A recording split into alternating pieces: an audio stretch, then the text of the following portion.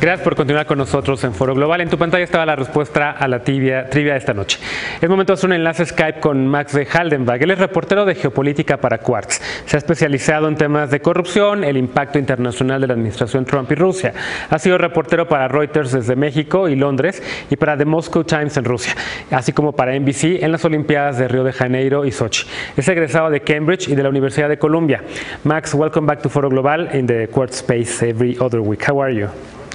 Thanks, great to be with you.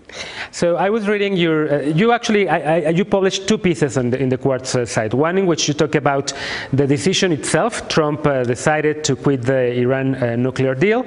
And then another one in which you talk about the effects specifically for the European Union. Let's talk first about the decision itself.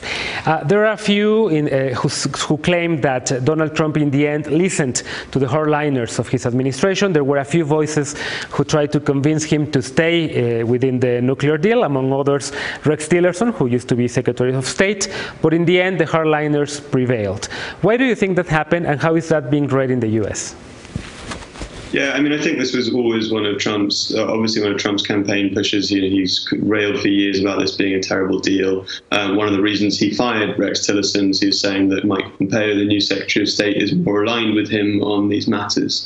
So I think it's been a great frustration that he constantly had people like Tillerson and his National Security Advisor, H.R. McMaster, keeping him inside, doing these things that he didn't like. And this is really the first, or arguably the second behind the Paris Accord, time he's fulfilled this mantra of America first. And the reaction in the US has been kind of predictable.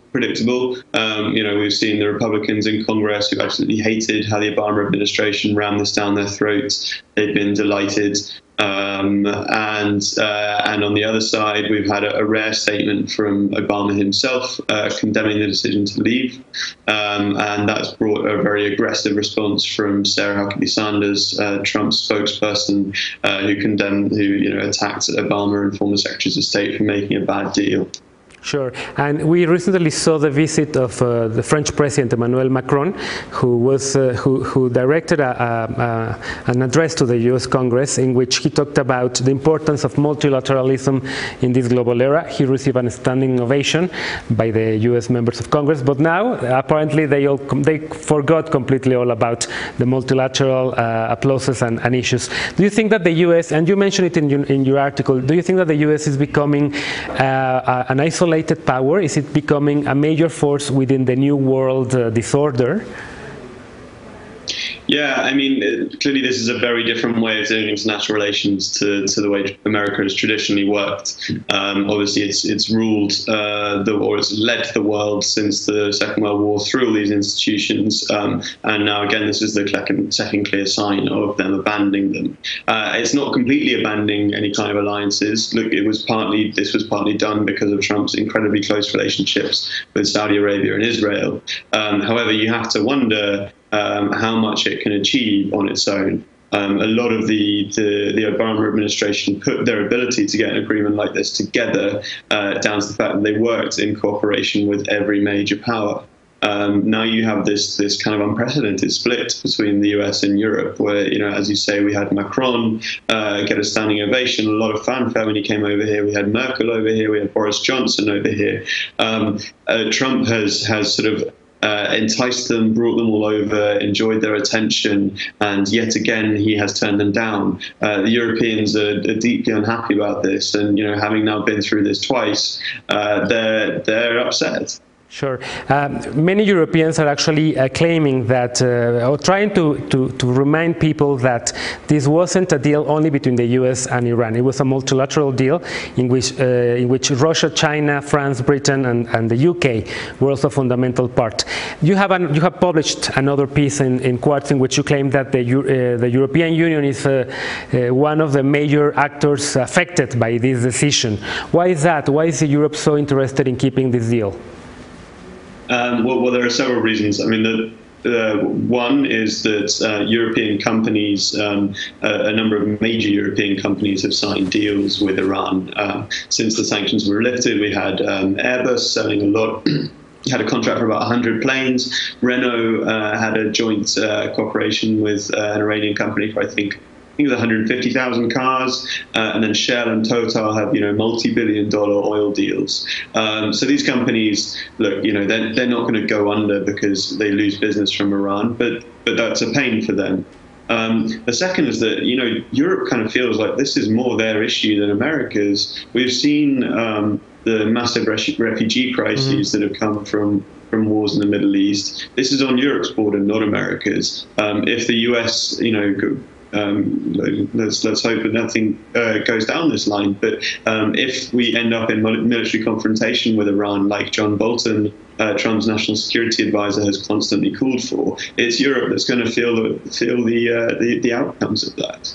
Yeah, without the U.S. Within this multilateral agreement, do you think that Iran will abandon its nuclear ambitions, or will it have now a major incentive to produce enriched uranium and to retake these nuclear ambitions as well? Do you think that Europe by itself will be able, with Russia and China, to stop Iran's nuclear ambitions without the U.S., or are we on the verge of seeing a new arms race in the Middle East? I think it seemingly depends to some extent on internal Iranian politics. President Rouhani has said that he wants to keep the deal in place if he can, and the Europeans and the Russians have lamented it falling apart. So if it's Rouhani is given the first choice here, then there's a possibility that we could see the deal going on. The French foreign minister said today that the deal is not dead yet. So there's a chance that it could work. On the other hand, we have the Ayatollah Khamenei has raised bigger problems about it, and there are questions about whether the hardliners in Tehran are going to sort of bring back more sway now, because this is really seen as Rouhani's deal, and the fact that Trump has pulled out of this is a great embarrassment to him. So it's a difficult one to answer. The other question is just how helpful it is to have the sanctions relief that Iran previously had, once America is threatening to sanction any companies that do business with Iran. So there are a lot of things open. It's very hard to predict, but for the moment, yes, I think we've got to rest our laurels on the fact that the deal is not yet dead, and that it was not really in Iran's interest to immediately start building towards a bomb, making a dash for it, enriching a lot of uranium, because they have, at the moment, they have Europe and Russia and China on their side. They have all the diplomatic goodwill. It's America and Trump that look like the outliers. As soon as they start acting like an untrustworthy country again, they risk losing Europe's support. Sure. Max de Haldevang, thanks so much for these minutes for Foro Global. We'll speak to one of your colleagues or to yourself again in 2 weeks. Thank you. Pleasure. Great to be with you. Gracias por habernos acompañado en Foro Global. Soy Genaro Lozano. Te invito ahora a que continúes con la programación de Foro TV con mi compañero Eric Camacho y las noticias. Yo te espero mañana en punto de las 11 de la noche para una nueva emisión de Foro Global. Por lo pronto, muy buenas noches.